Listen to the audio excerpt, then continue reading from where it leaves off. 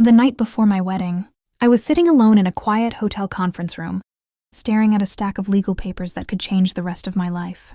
My fiancé stood across the table, arms folded, watching me carefully. Next to him sat his lawyer, a tall man with thin glasses and the kind of smile that wasn't really a smile at all. He slid the papers toward me. "Nothing complicated," he said smoothly. "Just a standard prenup. Purely a formality. A formality." The word echoed in my head while my fingers hovered over the pages. Because just 12 hours earlier, I thought I was marrying the love of my life. But suddenly, everything felt different. My fiancé wouldn't look me in the eyes. His lawyer was watching me like I was a problem he needed to solve. And in that moment, something deep in my stomach twisted. You know that quiet voice inside your head that whispers when something isn't right? Mine was screaming. Still, I smiled. Sweetly, calmly, I picked up the pen. "Of course," I said softly. "If it makes you feel better." Page after page I signed. No argument. No hesitation. My fiancé relaxed almost immediately. His shoulders dropped. His lawyer even chuckled. They thought they had won. What they didn't realize was that the document they handed me wasn't exactly the one they thought it was. Because earlier that afternoon, while they were busy preparing their little formality, my own lawyer had quietly added one small clause at the very end. A clause so subtle, they didn't even notice it. And 3 months later, when the truth about my fiancé finally came out, that tiny clause turned their perfect little plan into their worst nightmare. Before we dive deeper into this story, take a second to like the video and subscribe to the channel. If you enjoy revenge stories where the underdog turns the tables in the most satisfying way possible, trust me, this one is going to hit different. I met Daniel 3 years earlier, on paper. He was the kind of man most people would call perfect. Tall, confident, successful. He worked in finance and came from what he proudly called old money. But when we first met, none of that mattered to me. What mattered was how attentive he seemed.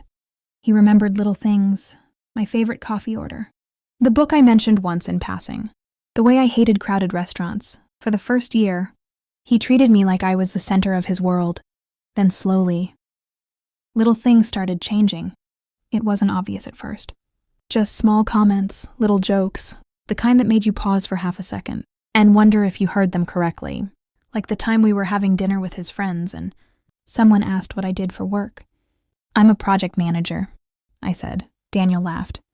"Oh, come on," he interrupted. "You make it sound so important." Everyone chuckled politely. But something about the way he said it stayed with me. Later that night, when I told him it bothered me, he waved it off. "Relax," he said. "You're too sensitive."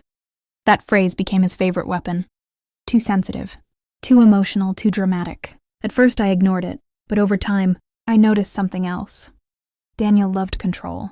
He chose the restaurants, the vacations, even the furniture in the apartment we moved into together. And if I disagreed, he'd smile patiently, like someone dealing with a stubborn child. "Trust me," he'd say. "I know better." Still, when he proposed, I said yes. Because by then I had convinced myself that every relationship had flaws. No one is perfect, right? But then came the night before the wedding, when Daniel suddenly walked into our hotel suite with a lawyer behind him and dropped a prenup on the table like it was nothing. "Just sign it," he said casually. "It protects both of us." But the moment I started reading it, my stomach dropped, because this wasn't protection, this was a trap. The prenup wasn't subtle. In fact, it was brutally one-sided. If we divorced, Daniel would keep almost everything. The apartment we had just bought together, the investments, even the joint savings account we had built for the future. And I would walk away with almost nothing. I remember sitting there flipping through the pages while my fiancé and his lawyer watched me like two men waiting for a deal to close. Daniel leaned back in his chair. "You understand," he said casually. "My family has a lot to protect." Protect from me. That word hit harder than he probably intended. Because suddenly the last 3 years started replaying in my head.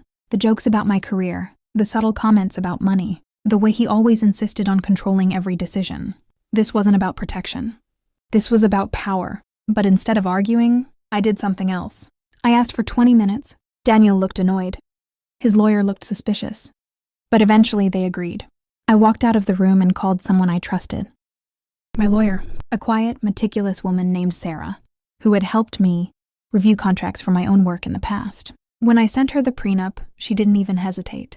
"This is predatory," she said flatly. "But if you want to sign it, I can fix one thing. 20 minutes later, she called back.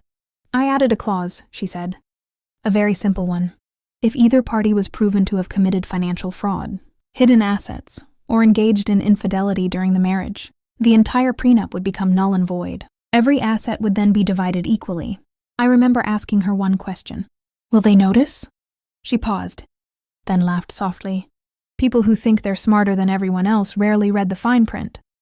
So I went back into that room, sat down, and signed every page. Daniel looked relieved. His lawyer barely glanced at the final clause. They thought they had secured everything. But 3 months later, Daniel made a mistake he never expected me to discover.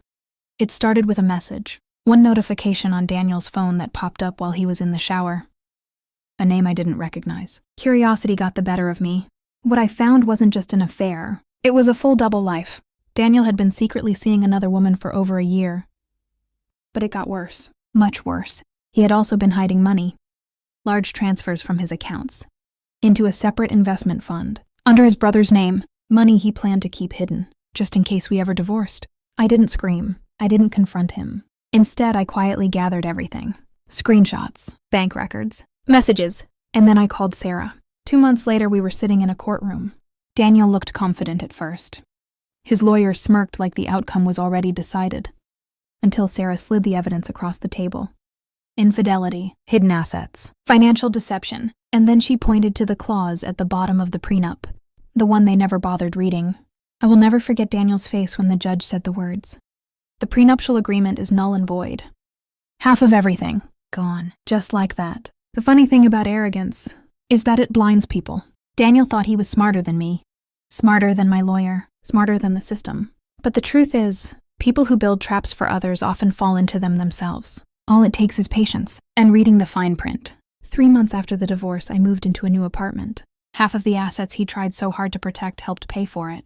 And Daniel? Well, last I heard, even his lawyer wasn't returning his calls anymore.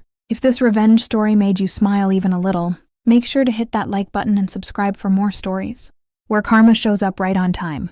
And I'm curious, tell me in the comments, do you think Daniel deserved what happened? Or did I go too far? Some of the best revenge stories come from real experiences people share right here. So if you've ever seen someone's arrogance backfire in the most satisfying way possible, drop your story below.